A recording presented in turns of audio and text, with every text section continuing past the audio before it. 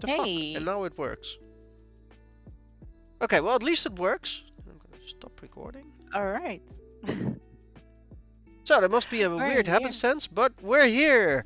No error 1000. Yay! Twitch didn't give us an error whatsoever, so woohoo! No, just said you're live. Yes, welcome to another Cats and Coffee. This is the part where you get to hear wonderful stories as told by our lovely cat, also known as Renincy.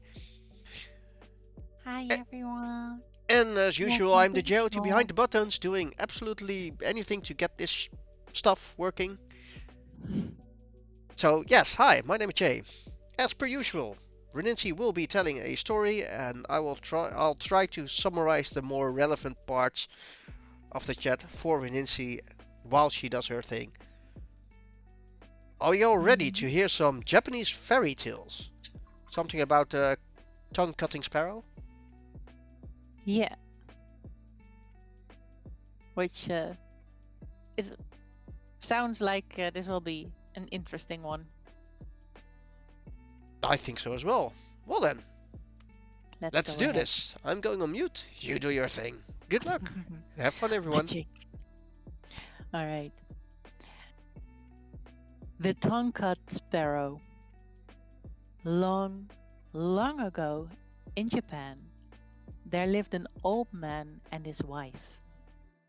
The old man was a good, kind-hearted, hard-working old fellow, but his wife was a regular crosspatch who spoiled the happiness of her home by her scolding tongue. She was always grumbling about something from morning to night. The old man had for a long time ceased to take any notice of her crossness. He was out most of the day at work in the fields, and as he had no child, for his amusement when he came home, he kept a tame sparrow. He loved the little bird just as much as if she had been his child. When he came back at night after his hard day's work in the open air, it was his only pleasure to pet the sparrow, to talk to her, and to teach her little tricks, which she learned very quickly. The old man would open her cage and let her fly about the room, and they would play together. Then, when supper time came, he always saved some tidbits from his meal with which to feed the little bird. Now, one day, the old man went out to chop wood in the forest, and the old woman stopped at home to wash clothes.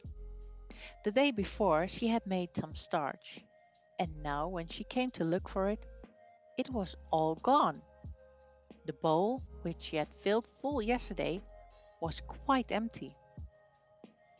While she was wondering who could have used or stolen the starch, down flew the pet sparrow, and bowing her little feathered head, a trick which she had been taught by her master, the pretty bird chirped and said,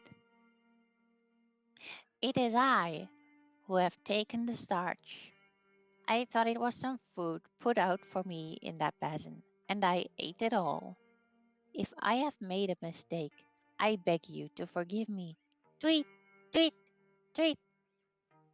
You see that you see from this that the sparrow was a truthful bird, and the old woman ought to have been willing to forgive her at once when she asked her pardon so nicely.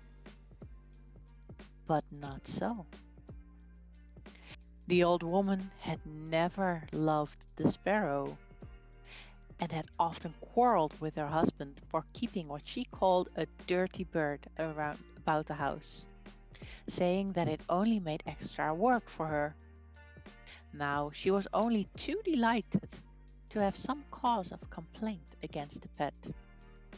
She scolded and even cursed the poor little bird for her bad behavior, and not content with using these harsh, unfeeling words, in a fit of rage, she seized the sparrow, who all this time had spread out her wing, legs and bowed her head before the old woman to show how sorry she was, and fetched the scissors and cut off the poor little bird's tongue.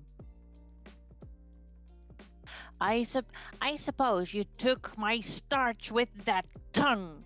Now you may see what it is like to go without it. And with these dreadful words, she drove the bird away, not caring in the least what might happen to it, and without the smallest pity for its suffering. So unkind was she. The old woman, after she had driven the sparrow away, made some more rice paste, grumbling all the time at the trouble, and after starching all her clothes, spread the things on boards to dry in the sun, instead of ironing them as they do in England. In the evening, the old man came home. As usual, on the way back, he looked forward to the time when he could reach his gate and see his pet come flying and chirping to meet him, ruffling out her feathers to show her joy, and at last coming to rest on his shoulder. But tonight, the old man was very disappointed, for not even the shadow of his dear sparrow was to be seen. He quickened his steps, hastily drew off his sandals, and stepped on to the veranda. Still, no sparrow was to be seen. He now felt sure that his wife, in one of her cross tempers, had shut the sparrow up in its cage. Anxiously, "Where is Suzumi-san, Miss Sparrow, today?" The old woman pretended not to know at first, and answered, "Your sparrow? I am sure I don't know. Now I come to think of it, I haven't seen her all afternoon. I shouldn't wonder if the ungrateful bird had flown away and left you after all your petting." But at last, when the old man gave her no peace, but asked her again and again, insisting that she must know what had happened to his pet, she confessed all. She told him crossly how the sparrow had eaten the rice paste she had made specially for starching her clothes, and how when the sparrow had confessed to what she had done, in great anger she had taken her scissors and cut out her tongue, and how finally she had driven the bird away and forbidden her to return to the house again. Then the old woman showed her husband the sparrow's tongue, saying, "Here is the tongue I cut off. Horrid little bird! Why did it eat all my starch? How could you be so cruel? Oh, how could you be so cruel?" was all that the old man could answer. He was too kind-hearted to punish his beshrew of a wife, but he was terribly distressed at what had happened to his poor little sparrow. "What a dreadful misfortune for my poor Suzume-san to lose her tongue," he said to himself. "She won't be able to chirp any more, and surely the pain of the cutting it out in that rough way must have made her ill. Is there nothing to be done?" The old man shed many tears after his cross wife had gone to sleep. While he wiped away the tears with the sleeve of his cotton robe, a bright thought comforted him. He would go and look for the sparrow on the morning. Having decided having decided this, he was able to go to sleep at last. The next morning he rose early, as soon as ever the day broke, and snatching a hasty breakfast, started out over the hills and through the woods, stopping at every clump of bamboos to cry, "Where, oh where does my tongue-cut sparrow stay? Where, oh where does my tongue-cut sparrow stay?" He never stopped to rest for his noonday meal, and it was far on in the afternoon when he found himself near a large bamboo wood. Bamboo groves are his favorite haunts of sparrows. Are the favorite haunts of sparrows, And there, sure enough, at the edge of the wood, he saw his own dear sparrow waiting to welcome him. He could hardly believe his eyes for joy, and ran forward quickly to greet her. She bowed her little head, and went through a number of tricks her master had taught her, to show her pleasure at seeing her old friend again. And, wonderful to relate, she could talk as of old. The old man told her how sorry he was for all that had happened, and inquired after her tongue, wondering how she could speak so well without it. Then the sparrow opened her beak and showed him that a new tongue had grown in place of the old one, and begged him not to think any more about the past, for she was quite well now. Then the old man knew that this sparrow was a fairy and no common bird. It would be difficult to exaggerate the old man's rejoicing now. He forgot all his troubles. He forgot even how tired he was, for he had found his lost sparrow, and instead of being ill and without a tongue, as he had feared and expected to find her, she was well and happy and with a new tongue, and without a sign of the ill treatment she had received from his wife. And above all, she was a fairy. The sparrow asked him to follow her, and flying before him, she led him to a beautiful house in the heart of the bamboo grove. The old man was utterly astonished when he entered the house to find what a beautiful place it was. It was built of the whitest wood. The soft cream-colored mats, which took the place of carpets, were the finest he had ever seen, and the cushions that the sparrow brought out for him to sit on were made of the finest silk and crepe. Beautiful vases and lacquer boxes adorned the tokonoma of every room, which is an alcove where precious objects are displayed. The sparrow led the old man to the place of honor, and then, taking her place at a humble distance, she thanked him with many polite bows for all the kindness he had shown her for many long years. Then the lady sparrow, as we will now call her, introduced all her family to the old man. This done, her daughters, robed in dainty crepe gowns, brought in on beautiful old-fashioned trays a feast of all kinds of delicious foods, till the old man began to think he must be dreaming. In the middle of the dinner, some of the sparrow's daughters performed a wonderful dance, called the Suzume Odoi, or the sparrow's dance, to amuse the guest. Never had the old man enjoyed himself so much. The hours flew by too quickly in this lovely spot, with all these fairy sparrows to wait upon him and to feast him and to dance before him. But the night came on, and the darkness reminded him that he had a long way to go, and must think about taking his leave and return home. He thanked his kind hostess for her splendid entertainment, and begged her for his sake to forget all she had suffered at the hands of his cross old wife. He told the Lady Sparrow that it was a great comfort and happiness to him to find her in such a beautiful home, and to know that she wanted for nothing. It was his anxiety to know how she fared and what had really happened to her that led him to seek her. Now he knew that all was well, he could return home with a light heart.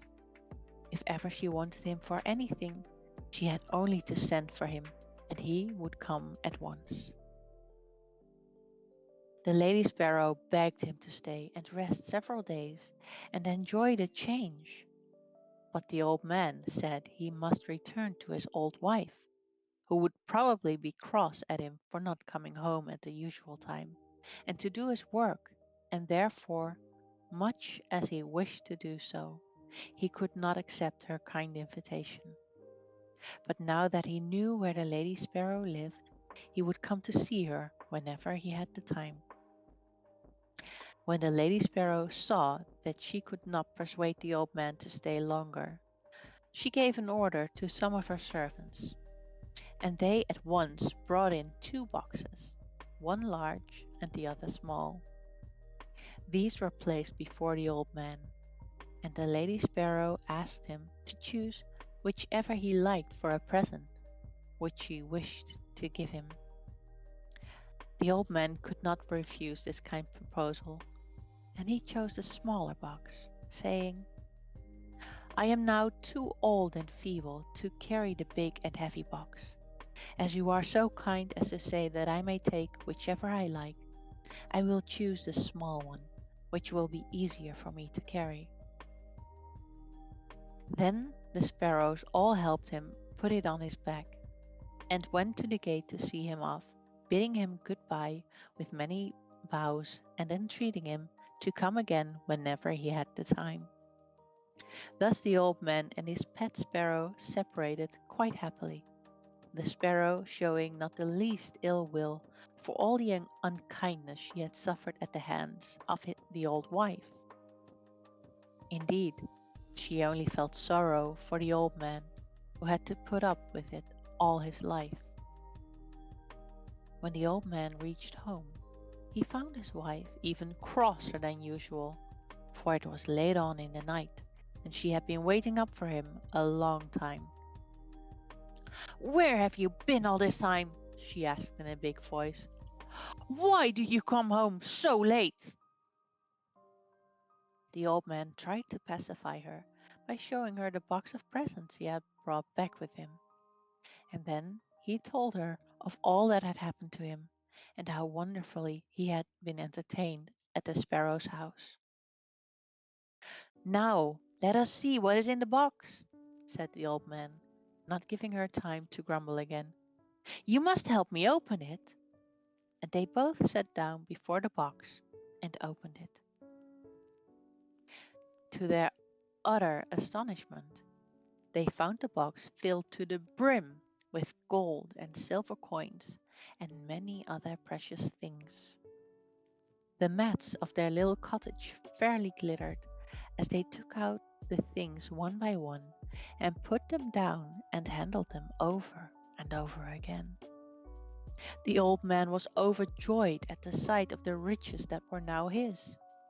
Beyond his brightest expectations was the sparrow's gift, which would enable him to give up work and live in ease and comfort the rest of his days. He said, Thanks to my good little sparrow! Thanks to my good little sparrow! Many times. But the old woman, after the first moments of surprise and satisfaction at the sight of the gold and silver were over, could not suppress the greed of her wicked nature.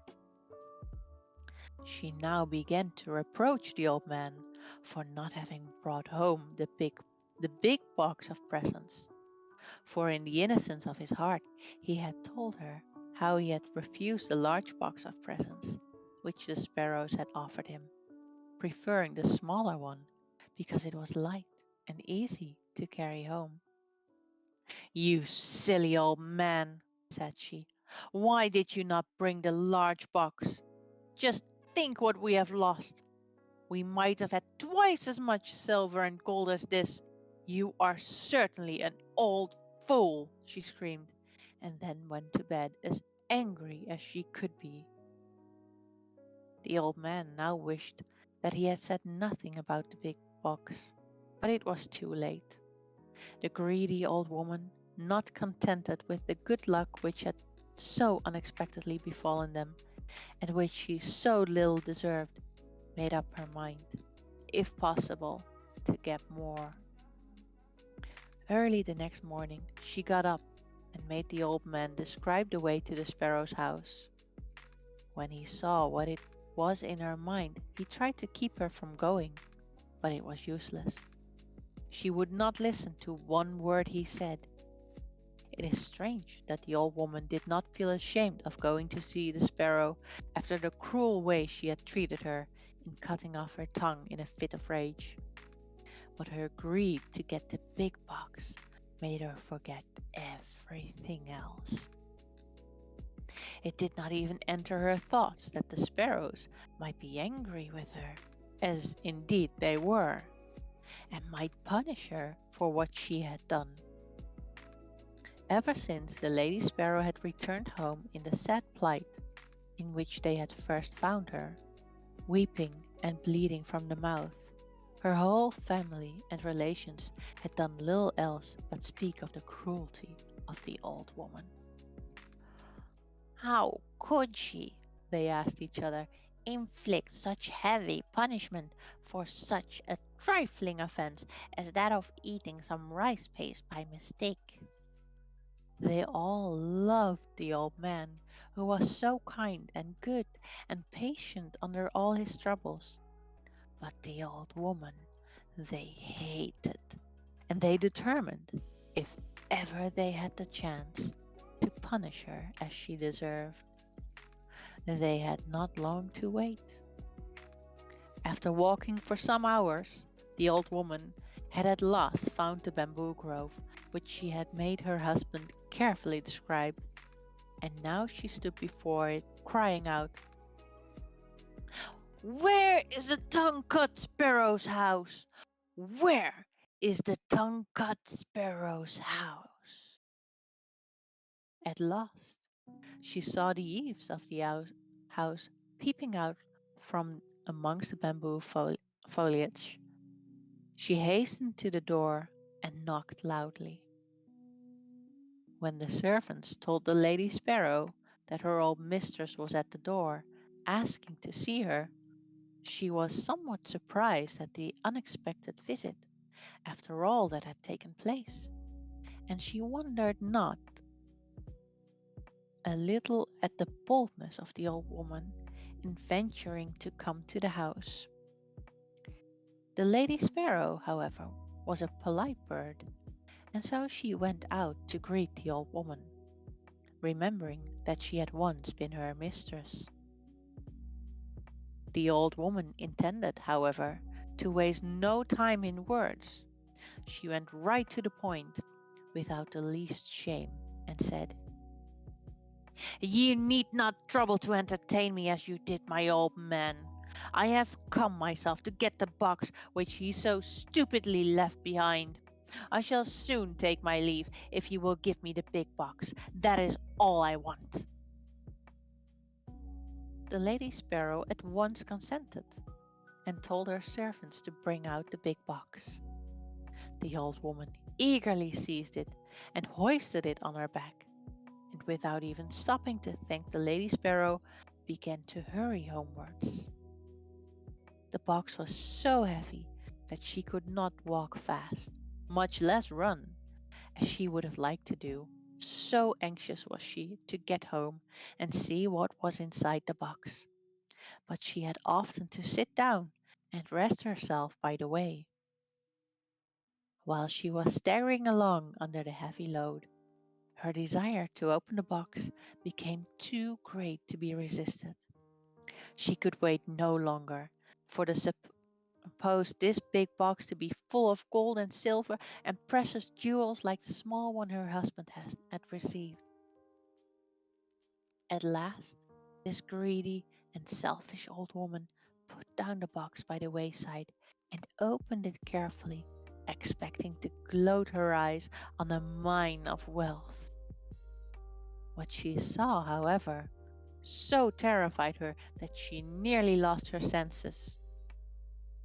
As soon as she lifted the lid, a number of horrible and frightful looking demons bounced out the box and surrounded her as if they intended to kill her.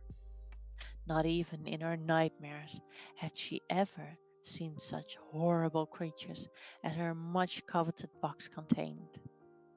A demon with one huge eye right in the middle of its forehead came and glared at her. Monsters with gaping mouths looked as if they would devour her. A huge snake coiled and hissed about her, and a big frog hopped and croaked towards her. The old woman had never been so frightened in her life, and ran from the spot as fast as her quaking legs could carry her, glad to escape alive. When she had reached home, she fell to the floor and told her husband with tears all that had happened to her, and how she had been nearly killed by the demons in the box. Then she began to blame the sparrow, but the old man stopped her at once, saying, "Don't blame the sparrow. It is your wickedness which has at last met with its reward. I only hope this may be a lesson to you in the future." The old woman said nothing more, and from that day she repented of her cross, unkind ways, and by degrees became a good old woman, so that her husband hardly knew her to be the same person, and they spent their last days together happily, free from want or care, spending carefully the treasure the old man had received from his pet, the tongue-cut sparrow. And that's the story. Wow, tongue cutting at from the get go. Yeah, And very sad moments, but fortunately a it was good ending. intense. Yeah, it was a really Mm. intense one. This is a bit different than Bippity Boppity and all the others. This is a different kind of vibe. The previous one had it too. So I do like a bit of the darkness that it has, and the previous one often had it as well. Um, yeah, old stories often have more darkness in them than popular stories of now. As I said, I like it. It's good. It's wow, but it's good. Mhm. In time But for something Halloween. happened in the yeah. Chat was actually pretty silent. They were surprised at the tongue cutting. Something about polite pink bows. So yeah, that's what I had to smile about as well. I Mm-hmm. corrected that bows, but the next time I saw the same words, I had to think, haha, Mm-hmm. bows, bows. And Phoenicia says, just in time for Halloween. Yeah. So you said everyone was a bit silent at the Yeah. story. They were a bit tongue cut. Oh, you just had to go there. Hmm. Hmm. And Let's Doctor see says, if well, we have. Let's see if we have more. What time is it actually? 21:34. Oh, So, oh, half an great. hour ish. Yes, they seem to be at similar lengths, all of these, but we'll see. Well, good luck for the next one. Thank you. We'll move on to the story of Urashima Taro, the fisher lad. Long, long ago, in the province of Tango, there lived on the shore of Japan in the little fishing village of Mizunoje. I'm not sure if I say that correctly. A young fisherman named Urashima Taro. His father had been a fisherman before him, and his skill had more than doubly descended to his son. For Urashima was the most skillful fisher in all that countryside, and could catch more bonito and tai in a day than his comrades could do in a week. But in the little fishing village, more than for being a clever fisher of the sea, was he known for his kind heart. In his whole life, he had never hurt anything, either great or small, and when a boy, his companions had always laughed at him, for he would never join with them in teasing animals, but always tried to keep them from this cruel sport. One soft summer twilight, he was going home at the end of a day's fishing when he came upon a group of children. They were all screaming and talking at the tops of their voices, and seemed to be in a state of great excitement about something. And on his going up to them to see what was the matter, he saw that they were tormenting a tortoise. First one boy pulled it this way, then another boy pulled it that way, while a third child beat it with a stick, and the fourth hammered its shell with a stone. Now Urashima felt very sorry for the poor tortoise and made up his mind to rescue it. He spoke to the boys. Look here, boys, you are treating that poor tortoise so badly that it will soon die. The boys, who were all of an age when children seem to delight in being cruel to animals, took no notice of Urashima's gentle reproof, but went on teasing it as before. One of the older boys answered, Who cares whether it lives or dies? We do not. Here, boys, go on, go on. And they began to treat the poor tortoise more cruelly than ever. Urashima waited a moment, turning over in his mind what would be the best way to deal with the boys. He would try to persuade them to give the tortoise up to him. So he smiled at them and said, I am sure you are all good, kind boys. Now won't you give me the tortoise? I should like to have it so much. No, we won't give you the tortoise, said one of the boys. Why should we? We caught it ourselves. What you say is true, said Urashima, but I do not ask you to give it to me for nothing. I will give you some money for it. In other words, the Oji-san will buy it of you. Won't that do for you, my boys? He held up the money to them, strung on a piece of string through a hole in the center of each coin. Look, boys, you can buy anything you like with this money. You can do much more with this money than you can with that poor tortoise. See what good boys you are to listen to me. The boys were not bad boys at all. They were only mischievous. And as Urashima spoke, they were won by his kind smile and gentle words, and began to be of his spirit, as they say in Japan. Gradually, they all came up to him, the ringleader of the little band holding out the tortoise to him. Very well, Oji-san, we will give you the tortoise if you will give us the money. And Urashima took the tortoise and gave the money to the boys, who, calling to each other, scampered away and were soon out of sight. Then Urashima stroked the tortoise back, saying as he did so, Oh, you poor thing, poor thing. There, there, you are safe now. They say that a stork lives for 1,000 years, but the tortoise for 10,000 years. You have the longest life of any creature in this world, and you were in great danger of having that precious life cut short by those cruel boys. Luckily, I was passing by and saved you, and so life is still yours. Now I am going to take you back to your home, the sea, at once. Do not let yourself be caught again, for there might be no one to save you next time. All the time that the kind fisherman was speaking, he was walking quickly to the shore and out upon the rocks. Then, putting the tortoise into the water, he watched the animal disappear and turned home himself, for he was tired and the sun had set.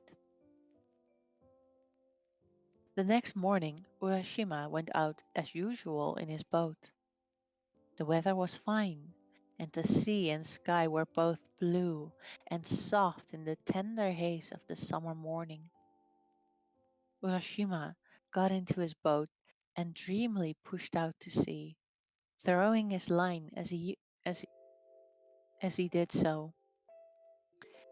He soon passed the other fishing boats and left them behind him till they were lost so sight in the distance, and his boat drifted further and further out upon the blue waters.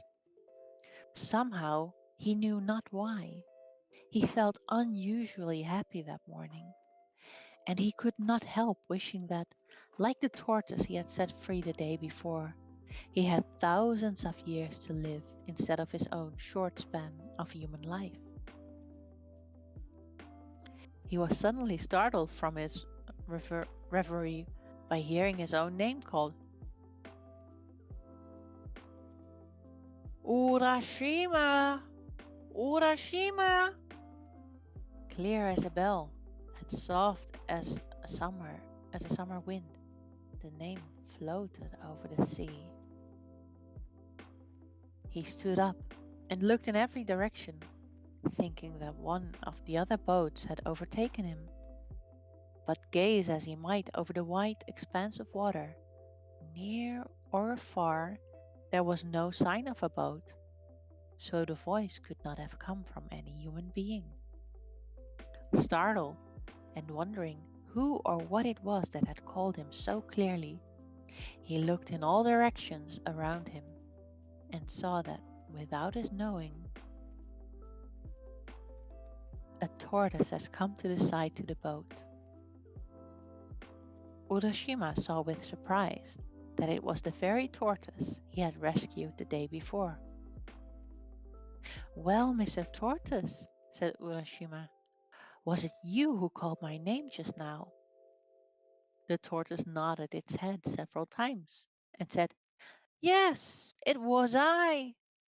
Yesterday, in your honorable shadow, Okage Samade, my life was saved, and I have come to offer you my thanks and to tell you how grateful I am for your kindness to me. Indeed, said Urashima, that is very polite of you. Come up into the boat. I would offer you a smoke, but as you are a tortoise, doubtless you do not smoke. The fisherman laughed at the joke. Laughed the tortoise. Sake is my favorite refreshment, but I do not care about tobacco. Indeed, said Urashima. I regret very much that I have no sake in my boat to offer you. But come up and dry your back in the sun. Tortoises always love to do that. So the tortoise climbed into the boat, the fisherman helping him, and after an exchange of complimentary speeches, the tortoise said, Have you ever seen Rinjin, the palace of the dragon king of the sea, Urashima?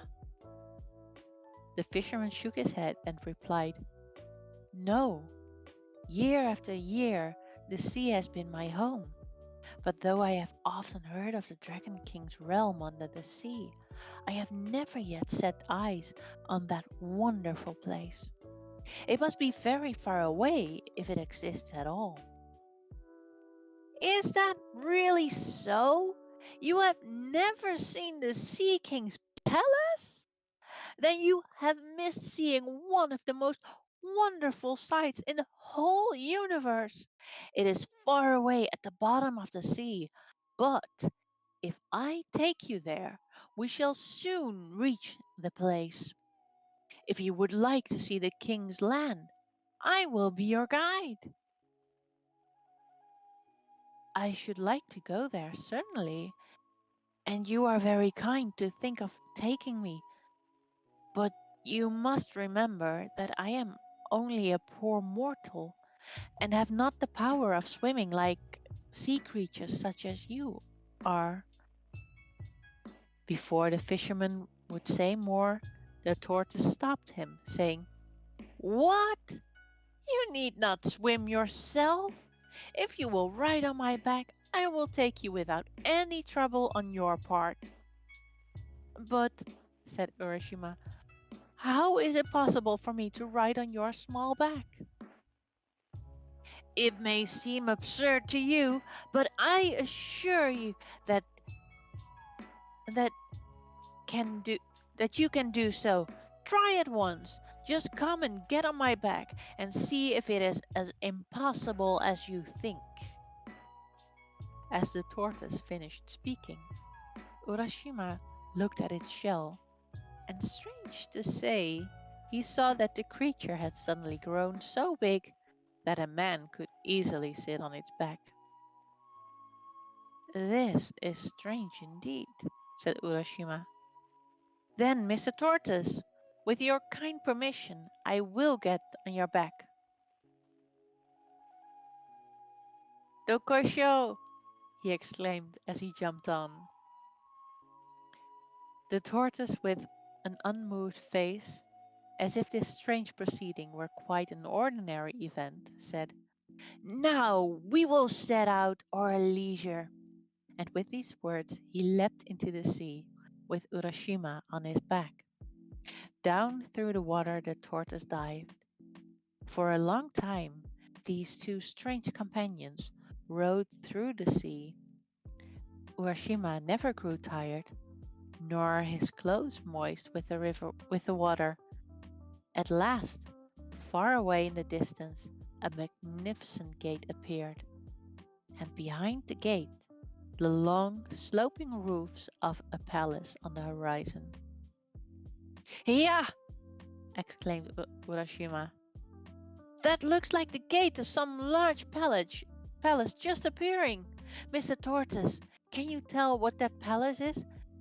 We can now see." "That is the great gate of Rinjin Palace. The large roof that you see behind is the gate that you see behind the gate is the Sea King's palace itself."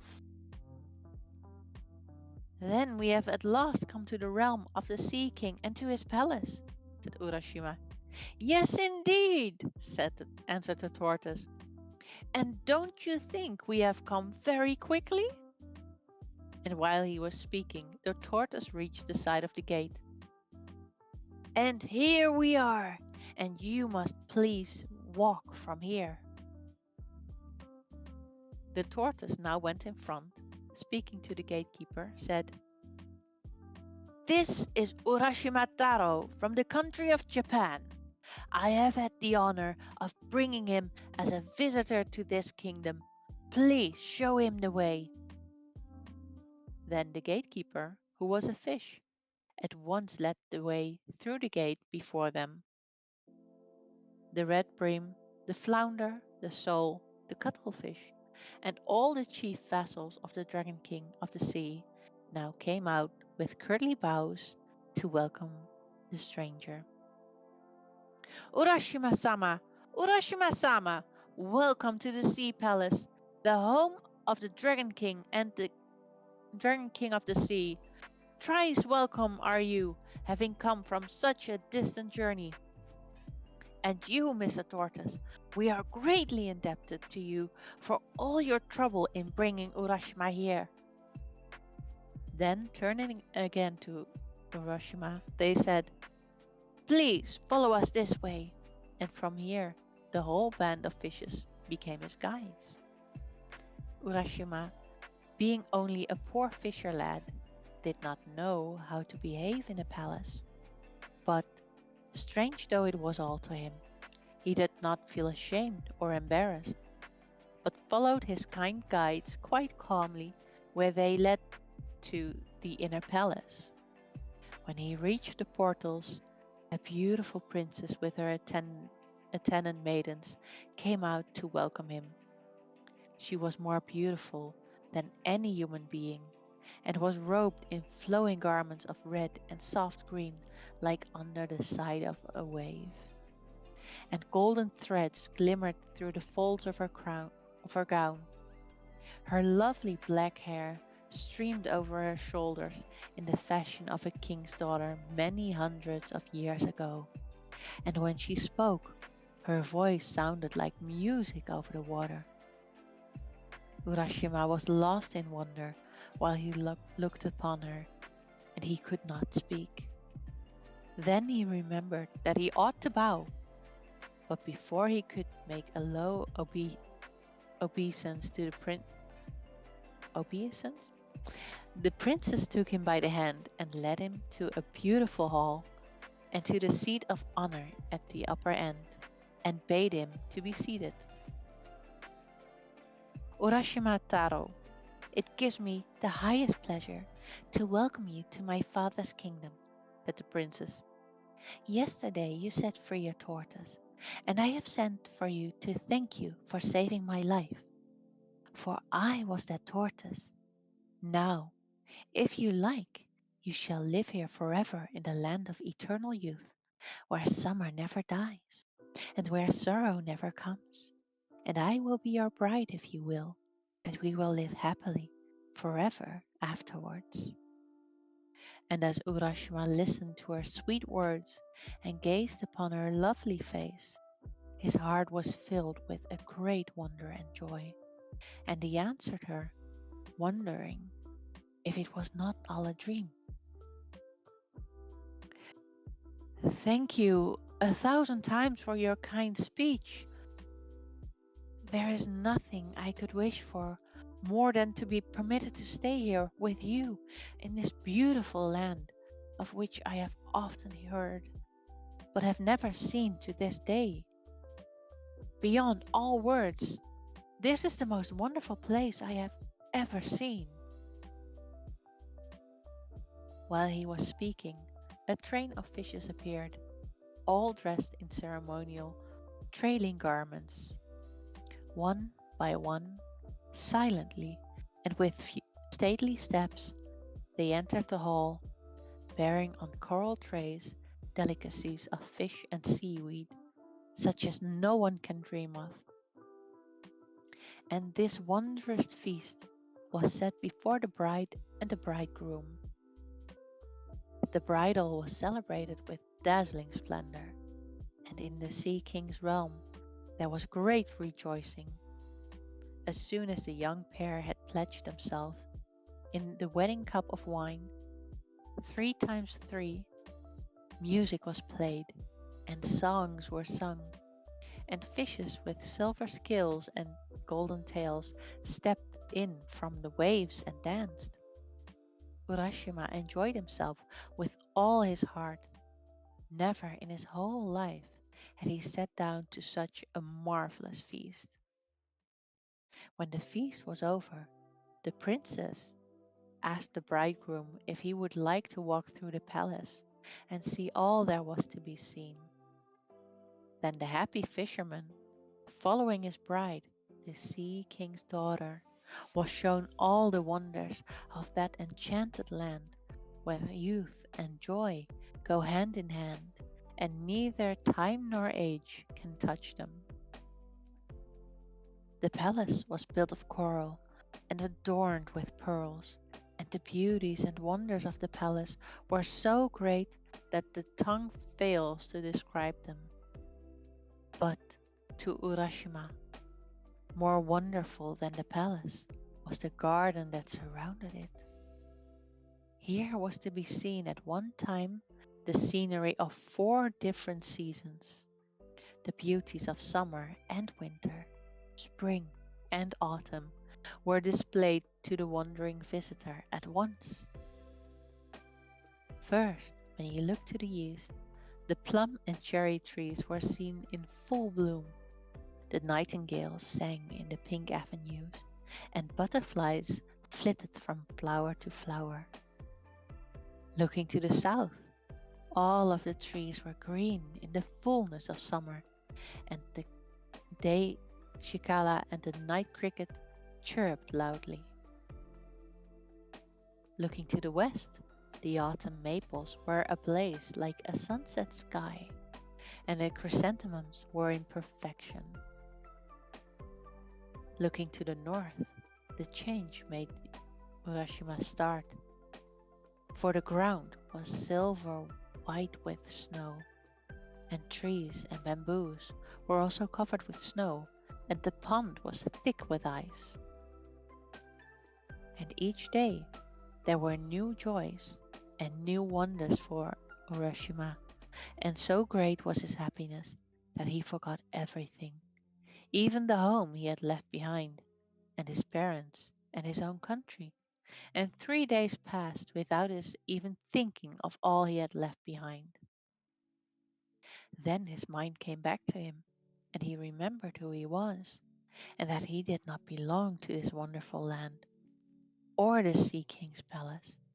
And he said to himself, "Oh dear, I must not stay here, for I have an old father and mother at home.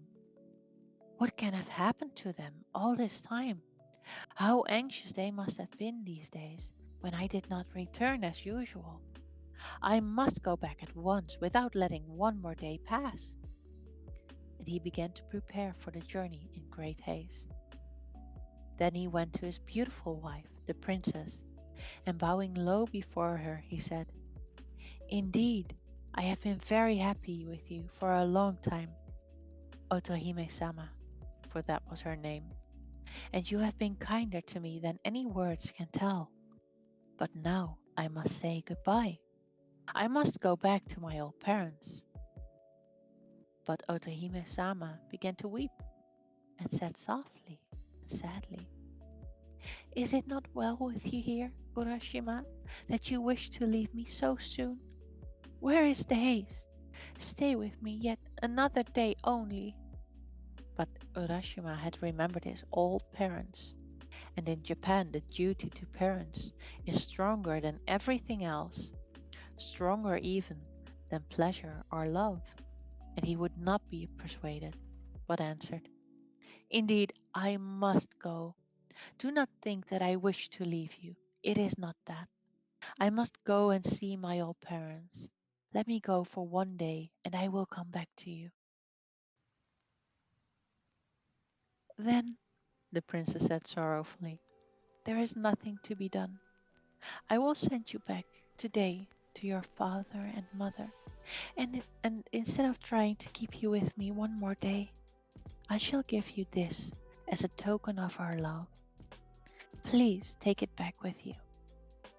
And she brought him a beautiful lacquer box tied about with a silken cord and tassels of red silk. Urashima had received so much from the princess already that he felt some compunction in taking the gift, and said, "It does not seem right for me to take yet another gift from you after all the many favors I have received at your hands. But because it is your wish, I will do so." And then he added, "Tell me, what is this box?" "That," answered the princess, "is a tamate bako, the box of the jewel hand, and it contains something very precious. You must not open this box, whatever happens. If you open it, something dreadful will happen to you. Now promise me that you will never open this box." And Urashima promised that he would never, never open the box, whatever happened. Then, bidding goodbye to Otohime sama, he went down to the seashore, to the princess and her attendants following him, and there he found a large tortoise waiting for him. He quickly mounted the creature's back and was carried away over the shining sea into the east. He looked back to wave his hand to Otohime sama, till at last he could see her no more, and the land of the Sea King and the roofs of the wonderful palace were lost in the far, far distance. Then, with his face turned eagerly towards his own land, he looked for the rising of the blue hills on the horizon before him. At last, the tortoise carried him into the bay he knew so well, and to the shore from whence he had set out. He stepped onto the shore and looked about him, while the tortoise rode away back to the Sea King's realm. But what is the strange fear that seizes Urashima as he stands and looks about him? Why does he gaze so fixedly at the people that pass him by? And why do they stand and look at him? They inter- why do they in turn stand and look at him? The shore is the same, and the hills are the same, But the people that he sees walking past him have very different faces to those he had known so well before. Wondering what it can mean, he walks quickly towards his old home. Even that looks different. But a house stands on the spot, and he calls out, "Father, I have returned!" And he was about to enter when he saw a strange man coming out. "Perhaps my parents have moved while I have been away and have gone somewhere else," was the fisherman's thought. Somehow he began to feel strangely anxious. He could not tell why. "Excuse me," he said to the man who was staring at him, "but till within the last few days I have lived in this house. My name is Urashima Taro. Where have my parents gone, whom I left here?" A very bewildered expression came over the face of the man, and, still gazing intently on Urashima's face, he said, "What? Are you Urashima Taro?" "Yes," said the fisherman, "I am Urashima Taro." laughed the man. "You must not make such jokes. It is true that once upon a time a man called Urashima Taro did live in this village, but that is a story of 300 years old. He could not possibly be alive now." When Urashima heard these strange words, he was frightened and said, "Please, please, you must not joke with me. I am greatly perplexed. I am really Urashima Taro, and I certainly have not lived 300 years. Till 4 or 5 days ago, I lived on this spot. Tell me what I want to know without more joking, please." But the man's face grew more and more grave, and he answered, "You may or may not be Urashima Taro. I don't know. But the Urashimataro of whom I have heard is a man who lived 300 years ago. Perhaps you are his spirit come to revisit your old home." "Why do you mock me?" said Urashima. "I am no spirit. I am a living man. Do you not see my feet?" And done, he stamped on the ground, first with one foot and then with the other, to show the man. Japanese ghosts have no feet. "But Urashima Taro lived 300 years ago. That is all I know. It is written in the village chronicles," persisted the man, who could not believe what the fisherman said. Urashima was lost in bewilderment and trouble. He stood looking all around him, terribly puzzled, and indeed, something in the appearance of everything was different to what he had remembered before he went away. And the awful feeling came over him that what the man said was perhaps true. He seemed to be in a strange dream. The few days he had spent at the Sea King's palace beyond the sea had not been days at all. They had been hundreds of years.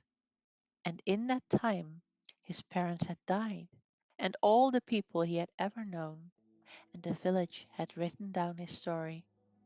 There was no use in staying here any longer. He must get back to his beautiful wife beyond the sea. He made his way back to the beach, carrying in his hand the box which the princess had given him. But which was the way? He could not find it alone. Suddenly he remembered the box, the tamate bako. The princess told me when she gave me the box never to open it, that it contained a very precious thing. But now that I have no home, now that I have lost everything that was dear to me, and my heart grows thin with sadness, at such a time, if I open the box, surely I will find something that will help me, something that will show me the way back to my beautiful princess over the sea. There is nothing else for me to do now. Yes, Yes, I will open the box and look in. And so his heart consented to this act of disobedience, and he tried to persuade himself that he was doing the right thing in breaking his promise. Slowly, very slowly, he untied the red silk cord. Slowly and wonderingly, he lifted the lid of the precious box. And what did he find? Strange to say, only a beautiful purple cloud rose out of the box in three soft wisps. For an instant, it covered his face and wavered over him as if loath to go, and then it floated away like vapor over the sea. Urashima, who had like a till that moment like a strong and handsome youth of 24, suddenly became very, very old.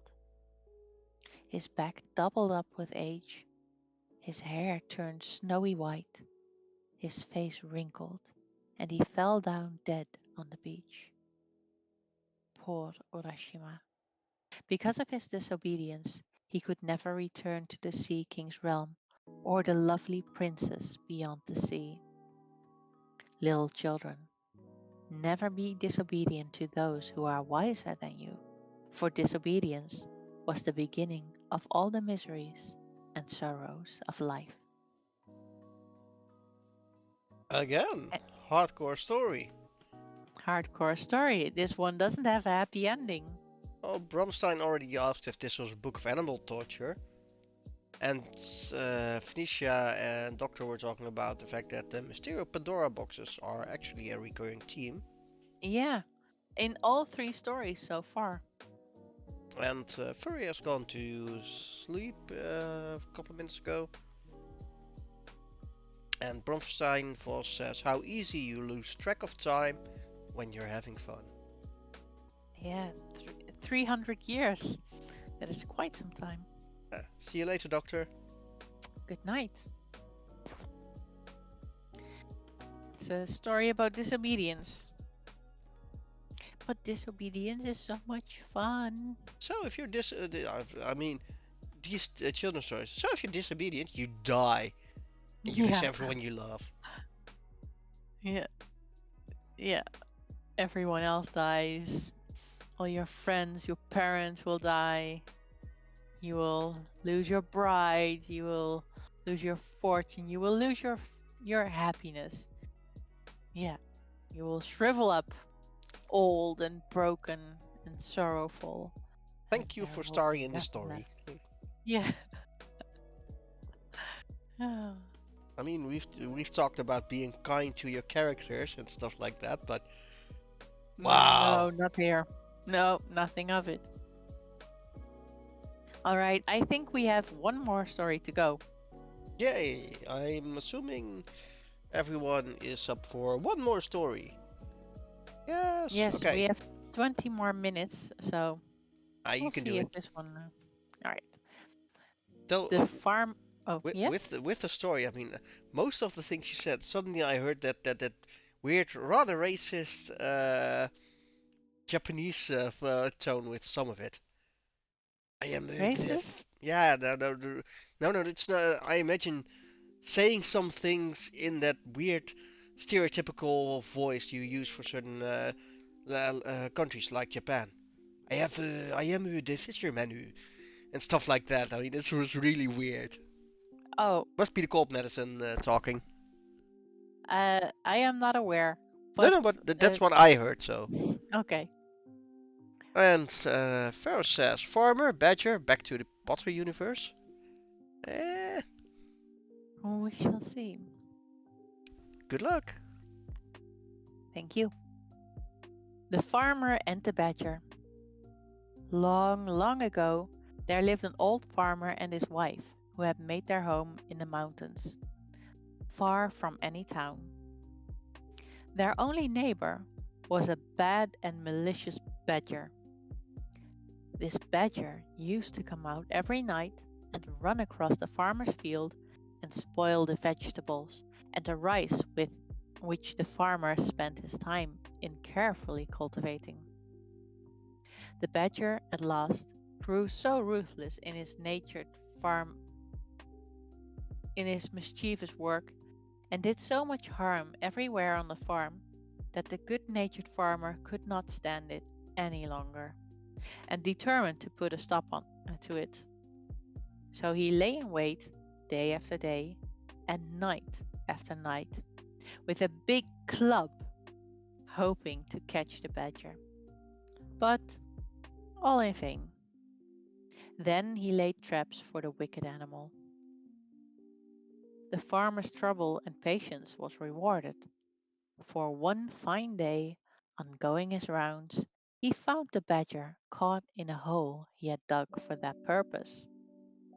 The farmer was delighted at having caught his enemy, and carried him home securely bound with rope. When he reached the house, the farmer said to his wife, "I have at last caught the badger. You must keep an eye on him while I am out to work, and not let him escape, because I want to make him into soup tonight."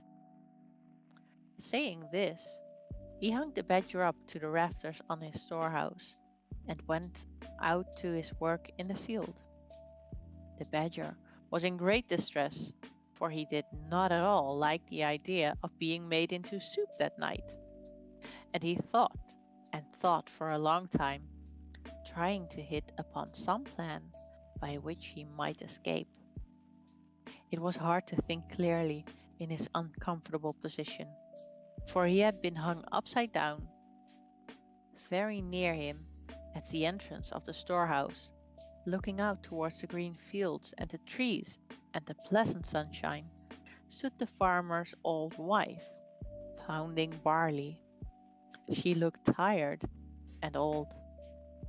Her face was seamed with many wrinkles, and was as brown as leather, and every now and then she stopped to wipe the perspiration which rolled down her face.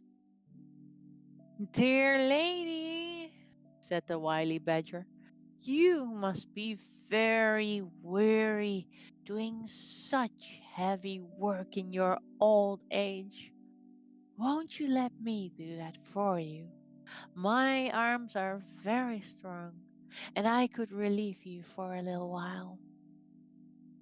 "Thank you for your kindness," said the old woman, "but I cannot let you do this work for me, because I must not untie you, for you might escape if I did, and my husband would be very angry if he came home and found you gone."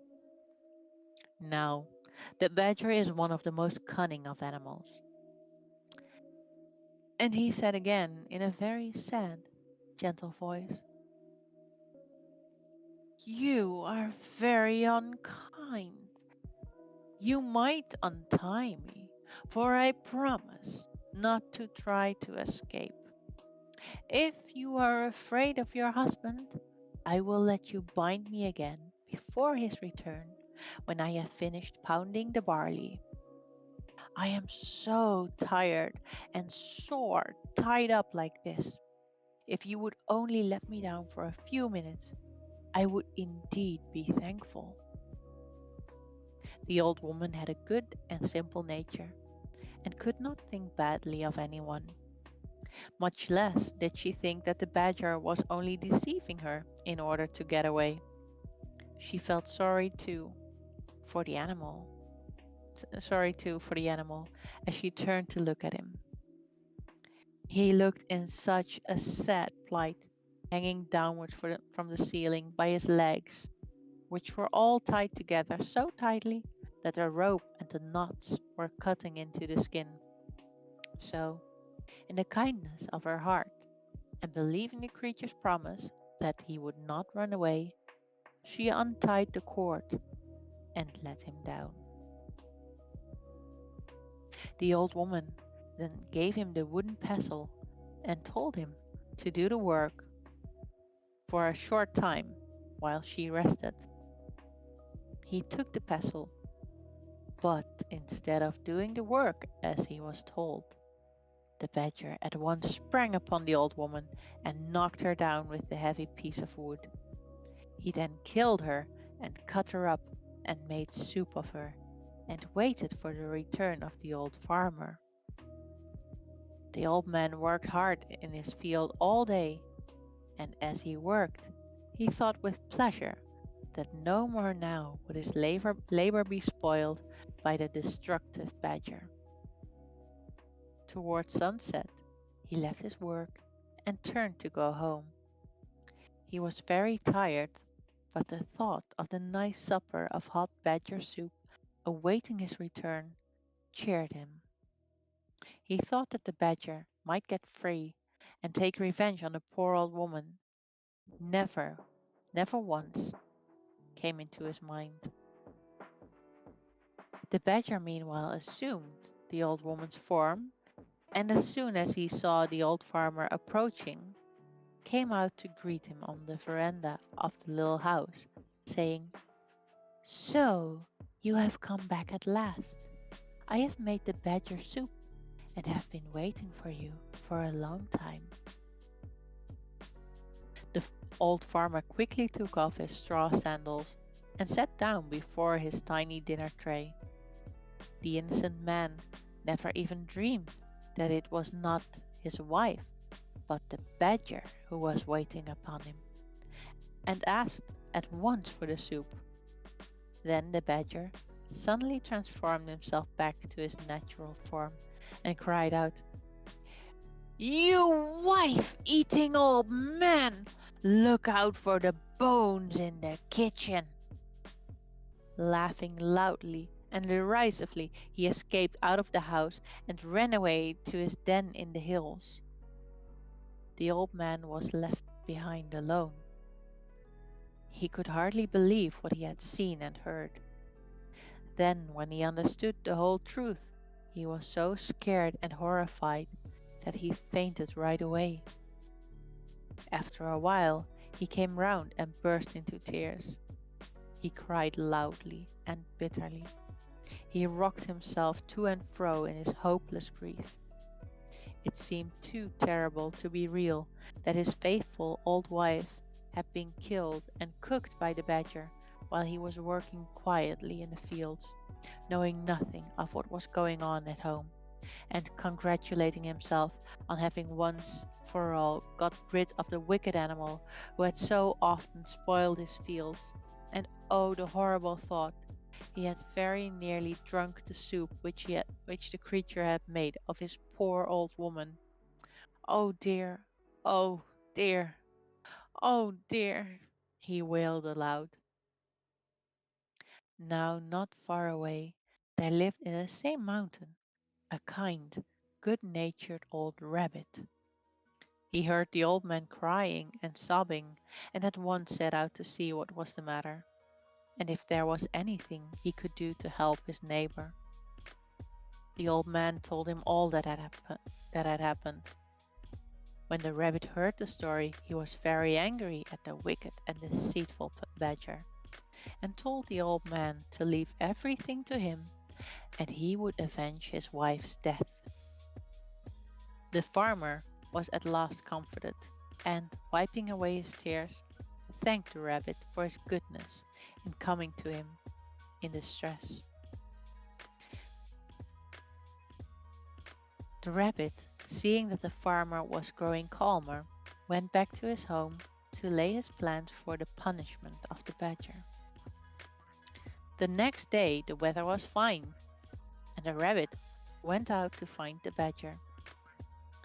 He was not to be seen in the woods, or on the hillside, or in the fields anywhere. So the rabbit went to his den and found the badger hiding there, for the animal had been afraid to show himself ever since he had escaped from the farmer's house, for fear of the old man's wrath. The rabbit called out, "Why are you not out on such a beautiful day?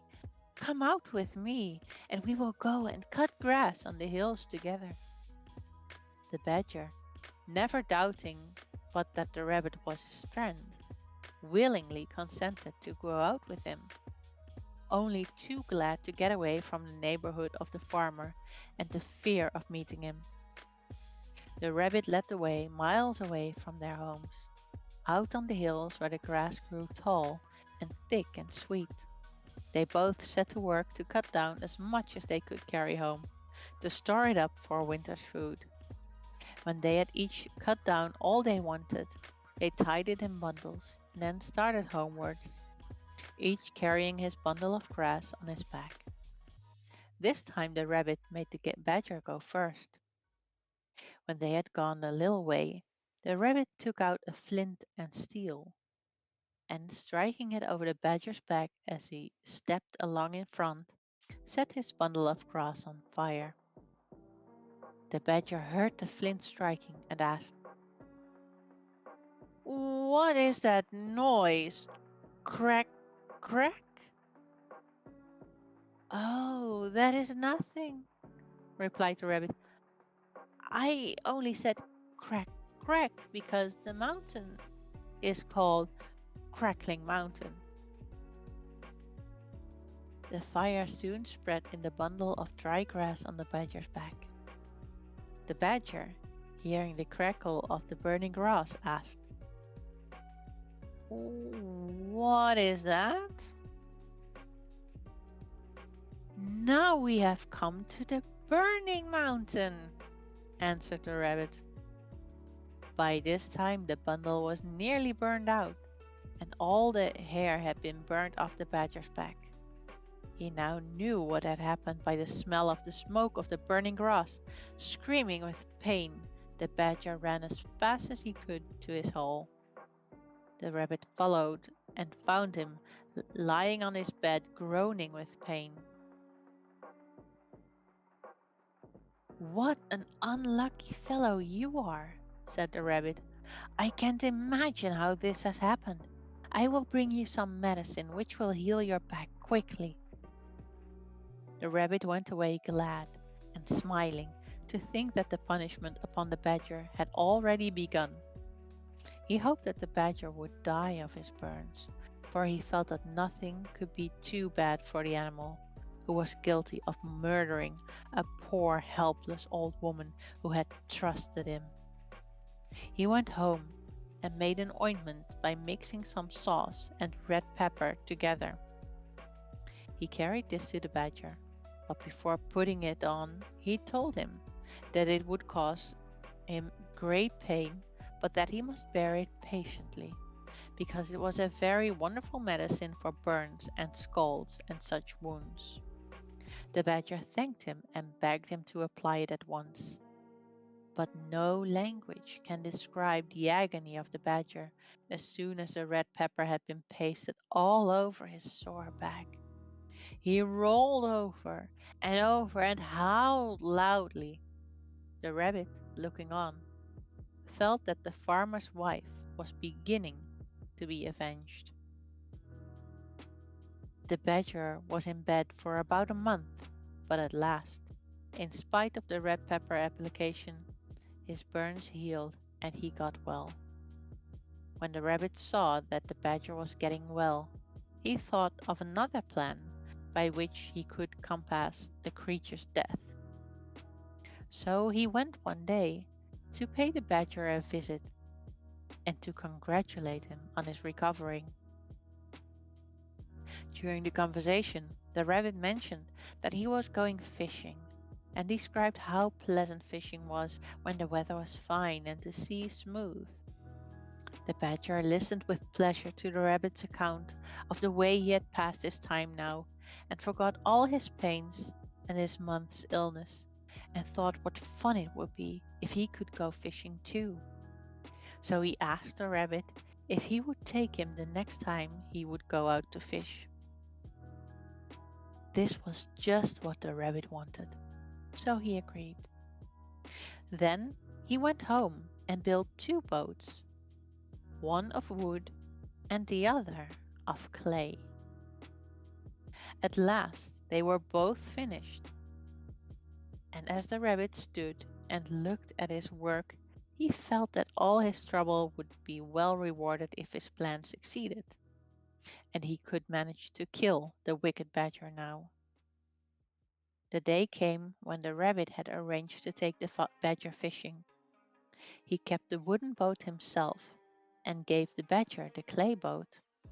The badger, who knew nothing about boats, was delighted with his new boat and thought how kind it was of the rabbit to give it to him. They both got into their boats and set out.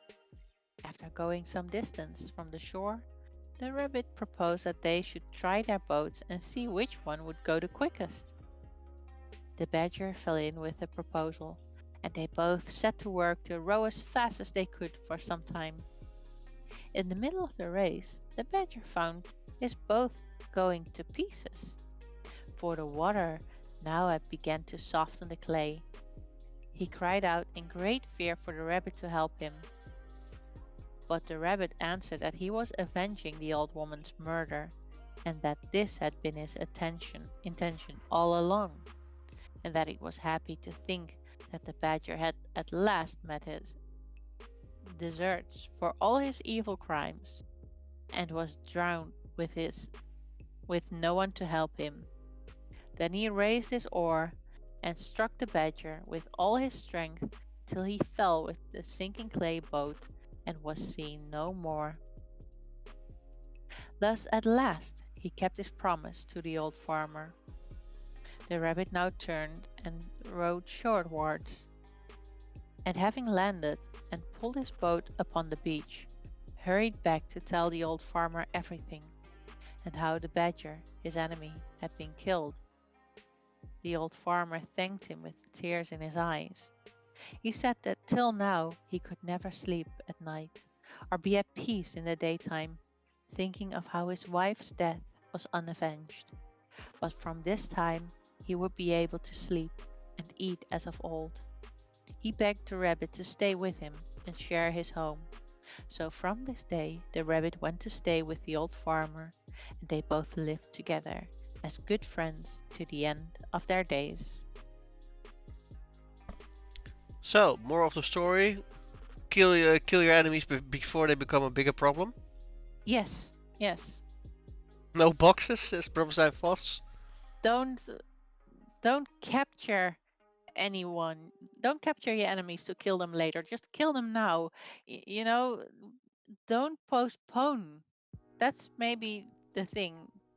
This is a story against procrastination.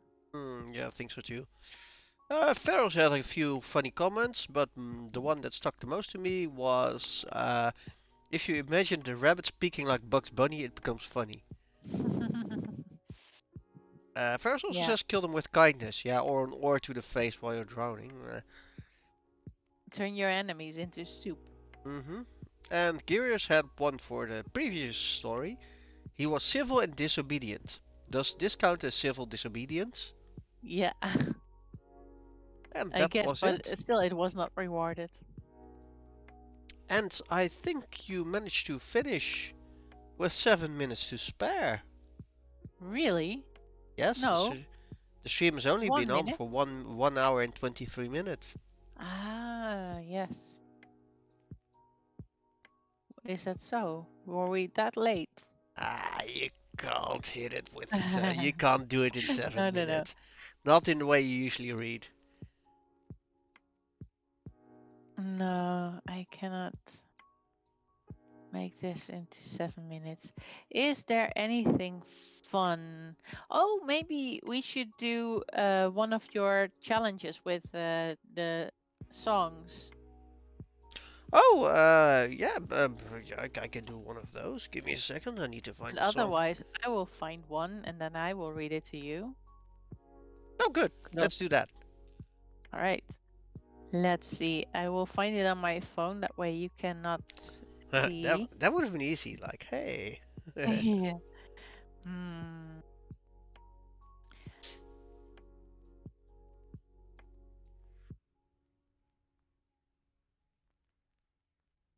I Let's think see. I know Well, which one. I think this one works better then.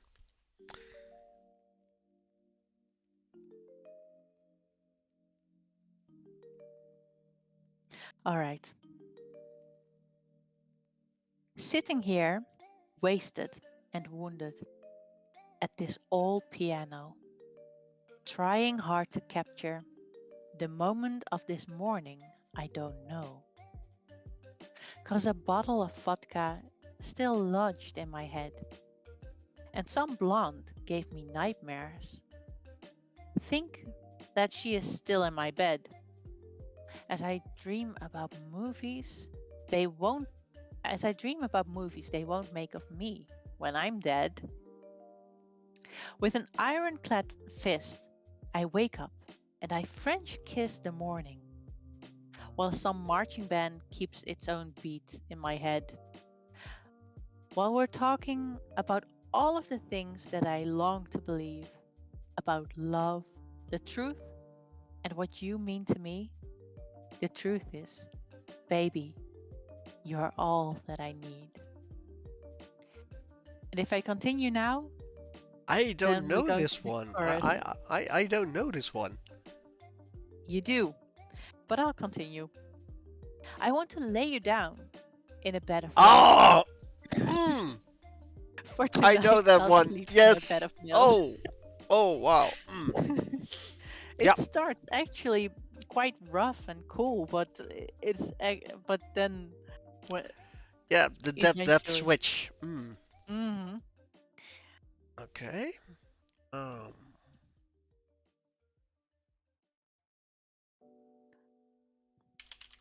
Let's see.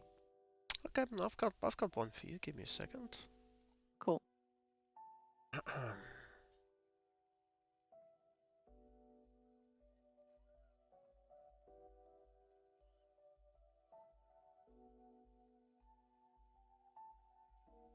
mm. Oh, oh yeah. Here we are. This is the one I was looking for. All right. This is really. I can't do it now. You know this one immediately. I don't even need to try. I mean, now, well, give it one go.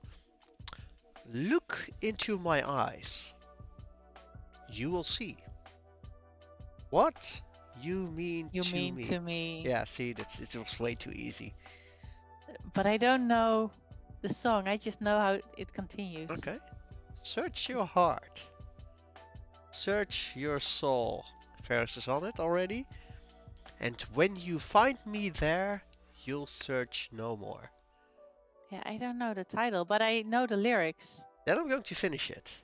Yeah. Don't tell me it's not worth trying for. You can't tell me it's not worth dying for. You know it's true. Everything I do it for you. Ah, yes. Everything I do. Yeah, I hear the lyrics, but I didn't get to the chorus. So yeah, everything I do. That's the title, right? Yep. I think that for the next time we really need to give each other a bit of a okay, this is the music I usually listen to. Makes it a bit yeah, yes, the Kevin Costner Robin Hood, yes. Uh, Prince of Thieves actually. Kevin Costner, yeah, Prince of Thieves. It's a good movie. Well, but the thing is that if you already know what you usually listen to, then um Where's the challenge? True. yeah, it becomes too easy. So I just know that if it's hip hop, I probably don't know it, but I might as well try So because actually, maybe, yeah, and also it's fun for the chat because maybe they can help. well, actually, the chat does. I'm actually making it a bit easier because I am aiming at music. I know the lyrics a bit, which correspond with the 80s and 90s kids in this chat as well. Yeah. I mean, come on, Ferris and Brian Adams just like that, and Gears. Yeah, Kevin Costner movie soundtrack. Yes. Yeah. But it's a. Oh, wait. I think we have 1 minute. You want to do one more, or do you want me to do one more? Sure. Oh, yeah. Uh, I have. Oh, this is so bad. Oh,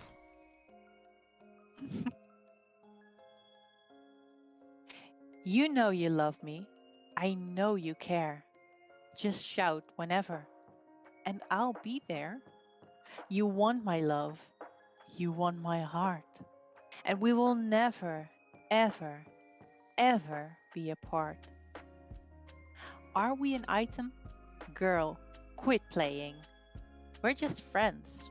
What are you saying? Said there's another and look right in my eyes. My first love broke my heart for the first time. And I was like, baby, baby, baby. Ooh, like baby, baby, baby, no. Like baby, baby, baby, ooh.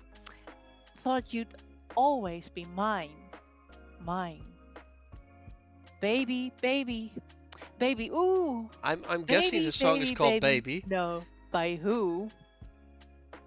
Baby, baby, baby, ooh. Thought Justin you'd Bieber. always be mine. Yes. Cool. That's the only song I know that that guy sings. So Yeah. the weirdest part, I never heard that one. You never heard the song at all? Nope. Nope. Oh, well, he's the lyrics are so simple that you can guess. Okay. And I think, yeah, sounds like a Justin Bieber Yeah. song indeed. There we go. Yeah. Well, I think that's about it for this stream. And Farah says, is this a preview of Sunday? Maybe. Well, this screen is a preview of Is it? Sunday. So that's something. I don't know about the content of next Sunday though, because we need Mm. to figure out something, and otherwise it will be 1.5 hours of this stuff. We will see. Yeah. We will see. It's going to be Yeah. interesting for Hmm. everyone. Yeah, and also us because we need plans. Plan. But it's Plans. okay. I mean, I'm sure we can wing it. I mean, we can always go back to the gaming You get thing, the story you get a time in plan, between, boss. mash them all together. Yeah. Nah, but we'll figure out something fun or something good to talk about. So next Sunday it will be, yeah, not so much foxes, probably Yeah. some I guess coffee. it takes two foxes to tea, but there's no foxes and no tea. Yeah, so we'll think of a title. It will be no doodling, probably some good conversation. Well, I'm not Yeah, selling probably this, am I? just chatting Jay plays while Nancy reads. Well, you know what the worst part is? I get distracted too together. much, and I know that's what you want. Dramatic reading of bad fanfics. Ooh, Oh, but that do sounds they do they no they are copyrighted, or right? they have copyrights. Yeah. And the Hmm. dramatic part, reading part is fun as well. Yeah. Yeah, I like that. We'll, If we'll think of something good. yeah, And if you think of something, just drop us a line, send us a whisper, send us a text challenge or us. whatever. Challenge us, and we'll see if we can do something with your suggestions. Please That don't sounds so official. involve bananas. Please no. I already have. I no no no. Oh yeah, we can just But talk I about said nothing. we can talk about convention cosplay. I mean, we've been both in the scene for quite a while now, so it's easy to talk about. Mm. Or we could do a Q&A. Oh yeah, Q&A sounds good as well. Yeah. Yeah, So a bit of a ask us anything and maybe we'll answer. maybe it depends if Well, some of the things will there like classified. there are certain things we can't talk about, of course, but knowing the chat, it will be a train wreck. No, wait. Yeah, okay. No secrets, just PG.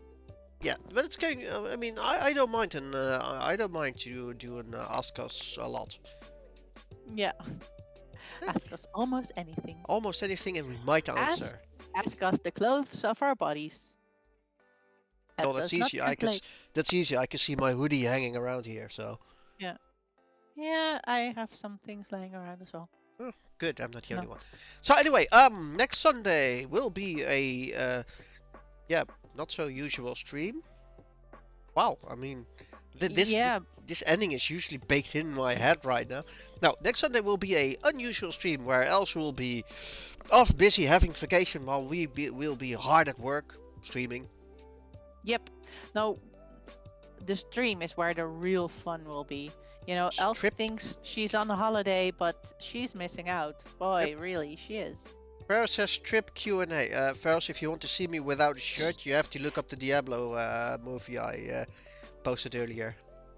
And we have to keep in mind the PG rating. Yes. Though it wouldn't be a hot tub But stream. we No. could do a reverse strip. Like every time you have to put on more clothes, and that can get ridiculous as well. It sounds like a messed up truth. We'll see. Just send us suggestions, and we'll see what we do. It's going to be Mm-hmm. fun. It's going to be a lots of hanging out. So, yeah. Yeah. Anyway, that's it for tonight. People, thank you for attending this wonderful story stream with lots of gore and animal abuse and dead people. So, If you want more pain and agony, come yes. back in 2 weeks. So, on that note, see you later. Thank you for attending. Bye Bye bye. bye.